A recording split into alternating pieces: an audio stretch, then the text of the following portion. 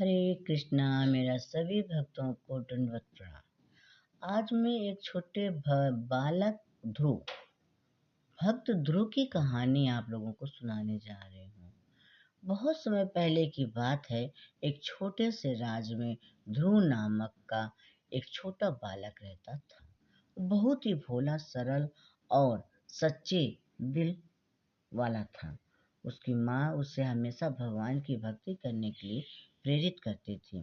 ध्रुव के पिता राजा थे, लेकिन उन्हें ध्रुव से ज्यादा अपने दूसरी पत्नी और उसके बेटे से प्रेम था। एक दिन ध्रुव अपने पिता की गोद में बैठने गया, लेकिन उसकी सौतेली माँ ने उसे रोक दिया और कहा, अगर तुम्हें राजा की गोद में बैठना है तो पहले भगवान से यह वरदान मांगो कि तुम मेरे बेटे की तरह बन जाओ।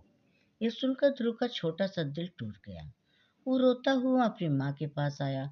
उसकी माँ ने उसे समझाया, बेटा, इस संसार में सबसे बड़ा सहारा भगवान ही है। अगर तुम सच्चे मन से उनकी भक्ति करोगे तो वे जरूर तुम्हारी मदद करेंगे। ये बात ध्रुव के मन में बैठ गई। उसने निश्चय किया कि वह भगवान को प्राप्त करके ही रहेगा। सिर्फ 5 साल का छोटा सा बच्चा अकेले ही जंगल की ओर निकल पड़ा। वहां जाकर उसने भगवान विष्णु की कठोर तपस्या शुरू कर दी। दिन रात भूखे प्यासे बस भगवान का नाम जपता रहता।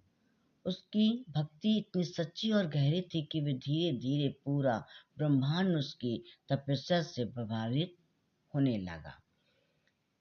देवता भी आश्चर्य में पड़ गए कि इतना छोटा बालक कितनी कठोर तपस्या कैसे कर सकता है।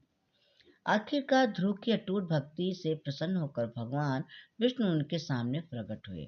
उनका प्रिय दिव्य स्वरूप देखकर ध्रुव की आंखें खुशी से भर आई।